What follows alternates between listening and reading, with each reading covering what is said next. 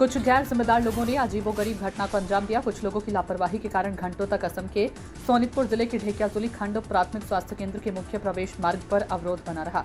उल्लेखनीय है कि गैर जिम्मेदार व्यक्ति ने अपनी 4 पहिया वाहन को ढेकियाजुली खंड प्राथमिक स्वास्थ्य केंद्र के मुख्य प्रवेश द्वार पर खड़ा कर वहां से चला गया। इसी प्रकार कुछ स्कूटी और मोटरसाइकिल मालिकों ने भी लापरवाही दिखाई। इसके परिणाम स्वरूप लंबे समय तक स्वास्थ्य केंद्र में आपातकालीन वाहनों का आवागमन बाधित रहा। बाद में पत्रकार प्रशांत वैश्य की तत्परता तथा यातायात पुलिस के सहयोग से प्रवेश द्वार को खाली कराया गया। संवाददाता प्रशांत वैश्य की रिपोर्ट। ৰাস্তাটো বন্ধ কৰি কিয় ৰাখিলে স্বাস্থ্য কেন্দ্ৰ? ৰাস্তা বন্ধ কৰা নাই নহয় মই। তো বন্ধ কৰা নাই আপুনি কি কৰিছে? ইয়াত মানুহ পাৰ হ'ব পৰা নাই? মই ইয়াৰ পৰা বাইকটো মই সদায় আহো চাওক। মই 3 দিন হ'ল কন্টিনিউ আহা। তো আপুনি কন্টিনিউ আহে বুলি আপুনি ৰাস্তা ব্লক কৰিব? মই মানুহ বিচাৰিলো মানুহ নাই বাইক। নোপোৱাৰ কাৰণে আপুনি পুৰা ব্লক কৰি দিলে ৰাস্তাটো নেকি? নোপোৱাৰ কাৰণে কেলে ব্লক হ'ল? মই সাইডত থৈছো। ক'ত সাইডত থৈছে? ইয়াত গাড়ী সোমাই যাব পৰা ৰাস্তা আছে নেকি? গাড়ী সোমোৱা নাই। গাড়ী সোমোৱাতে অলপ বিচাৰিলে মানুহটো হৰণ মাৰি দিলে আহি যাব। নাই কেনেকৈ আহি যাব? মই এইটো বহুত সময় ধৰি বিচাৰি আছো। ইয়াত কোনো ইয়াতে আছিলো টিভি গাড়ীতে। নাই আপুনি ইয়াত আছিলে বুলি ক'লে হ'ব নেকি? আপোনাৰ কাণ্ডজ্ঞান নাই? কাণ্ডজ্ঞান নাই আপোনাৰ?